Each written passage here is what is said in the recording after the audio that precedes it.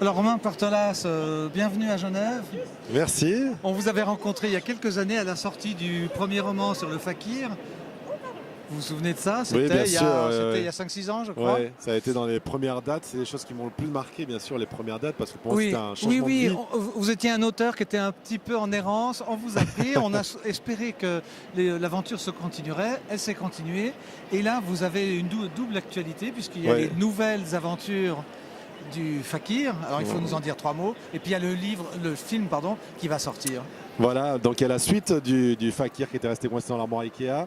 On le retrouve après son succès, son livre à succès. Et heureux. Il est devenu écrivain, il vit dans un appartement luxueux du 6e arrondissement. Il s'est un petit peu reposé sur ses lauriers. Il écrit un manuscrit qui pense être son prochain roman. Mais voilà, retournement de situation, son éditeur lui dit qu'il n'est pas bon du tout. Et qu'il faut qu'il retrouve son âme un petit peu de fakir et qu'il reparte à l'aventure. Voilà. Bon, bah alors on va vous lire le livre, on finira avec la caméra dessus pour que les gens voient que la couverture est blanche et plus jaune. Entre-temps, il y avait eu quand même un été sans Facebook. On en dit 3 mots parce que c'est un polar très étonnant. Un poilard, comme j'avais dit, parce que un polar. C'est un petit peu un policier déjanté, humoristique.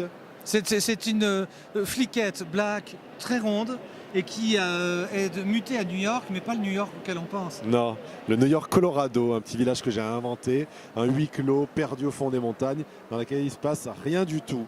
Même pas de meurtre, et c'est dommage pour une flic qui est du département des homicides, mais elle va trouver autre chose incroyable là-bas. Et alors vous avez gardé votre ton, votre accent un tout petit peu de Toulouse.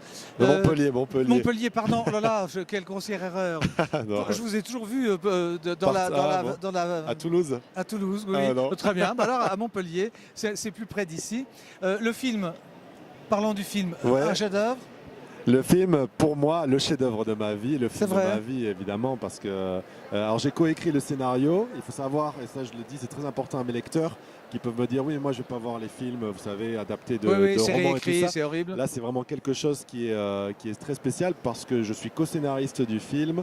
J'ai été inclus dans tout le processus de création. Mouillé, mais alors jusqu'au cou. Voilà, exactement, pour le casting, pour les localisations, les tours de magie, tout ça. Donc vraiment, il y a énormément de moi dans ce film.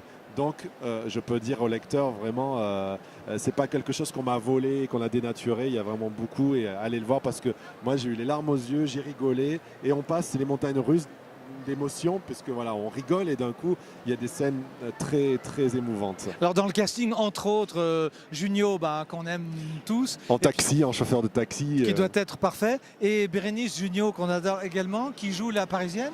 Bérénice, elle joue la star internationale. Elle joue Cathy Caulfield, qui était dans le roman Sophie Morceau. Voilà. C'est la star internationale qui va rencontrer Danouche, qui est le fakir. C'est une star de Bollywood pour le coup. Et elle va changer sa vie. Voilà.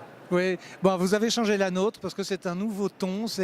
On est très heureux d'avoir une plume un peu différente de la masse. Évidemment, il y a 60 000 titres dans un salon. Vous en êtes une qu'on aime bien et vous revenez alors en force là. En force. Le mois de mai, c'est le mois du fakir. C'est très bien, c'est le mois du fakir, absolument. Et ceux qui savent qu'on aime les fakirs, en tout cas moi, vous vous reconnaîtrez. Merci Romain, à très bientôt. Merci beaucoup. Et puis alors on parlera du film la prochaine fois. Voilà, à très bientôt. Merci beaucoup. Au revoir. Au revoir.